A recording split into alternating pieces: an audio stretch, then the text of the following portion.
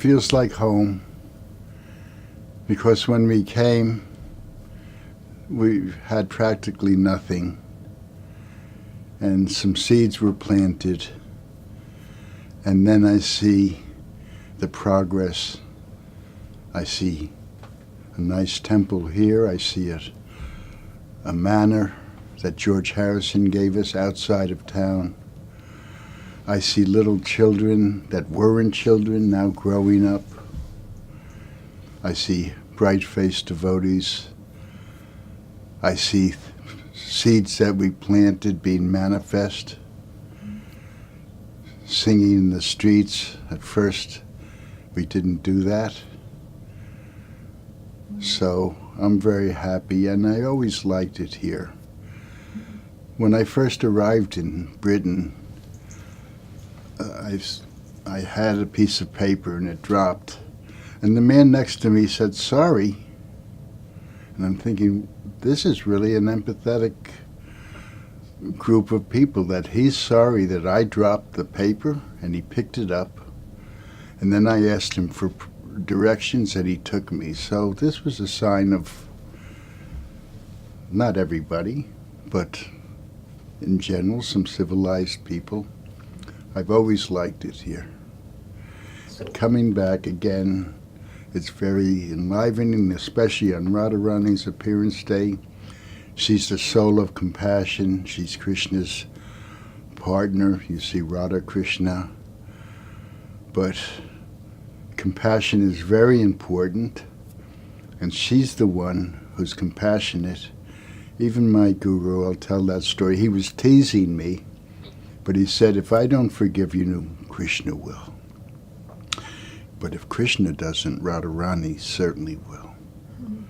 So she's the soul of compassion. And in Britain, one day I was feeling sad about the plight of people in the world. And I said, sometimes I said to my guru, sometimes I wonder why people are so unjust to each other. And sometimes I wonder why there's so much war. And sometimes, and he interrupted and he said, why sometimes? Which was the message, you should always be compassionate. Even if you're jolly, even if you're doing something, you should have an empathy with the plight of people in the world. And when we become filled with Krishna, we want to give it. At first there's a regulatory stage, a beginning stage. It's called Vaidya Bhakti, where we learn the rules and regulations, the foundation, we're building it. But when my guru, Swami A.C. Bhaktivedanta, Swami Prabhupada, told me there's a foundation stage, but then there's another stage where it becomes spontaneous. The rules and regulations, everything becomes part of you, then you don't have to think about it. You don't have to think about how your nails grow. You don't have to think about it. When he said the spontaneous stage, suddenly a lightness came. And I saw that, yes, Krishna consciousness is a great adventure. And when you unblock, you let Krishna come inside, magic happens. Every day, magic, magic. And so it was very nice, but he instilled on me to have compassion as much as possible. When he said the spontaneous stage, but the magic happened pretty early because he was magic. And because there was no body as examples, there was no movement when I started. I was the seventh devotee in the West. There were no books, well, 3 books, but no drums, no kartals, and no elders except the Swamiji.